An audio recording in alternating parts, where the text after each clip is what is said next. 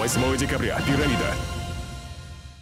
Артур Еремов – ученик 10 класса. Тотальный диктант по английскому пишет во второй раз. Смотрит фильмы и программы на языке Шекспира и Селлинджера чаще, чем на русском, а на полках – англоязычная литература. Если усердно заниматься, то его можно выучить очень быстро, потому что сейчас в интернете существует много различных курсов. Мне английский нужен для того, чтобы демонстрировать свои проекты как раз-таки за рубежом. Диктант на площадке КФУ проводит уже 3-й год. На этот раз он собрал 2000 человек. Свои знания проверяют студенты и школьники на 10 площадках университета. Уровень подготовки здесь нужен серьезно, считают эксперты. Большинство участников с языковых факультетов.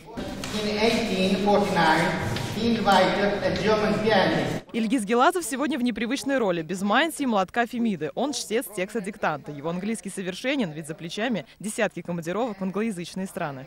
Сложность выше среднего. Выше среднего. Текст достаточно сложный.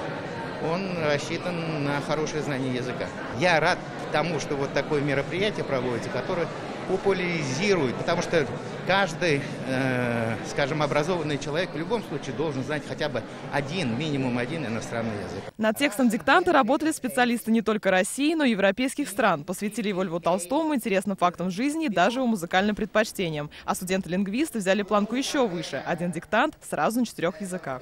На английском, немецком, французском и испанском языках, которые будут писать студенты лингвистического направления. Этот диктант несколько иной, он повышенного уровня сложности. Но вот уже 4 языка в прошлом году мы писали на 3. По всей России диктант пишут 28 тысяч человек из 70 регионов. Это 14 тысяч больше, чем в прошлом году. Все площадки соединили онлайн-трансляцией. Напутственные слова студенты КФУ услышали от экспертов как соседних регионов, так и Крыма.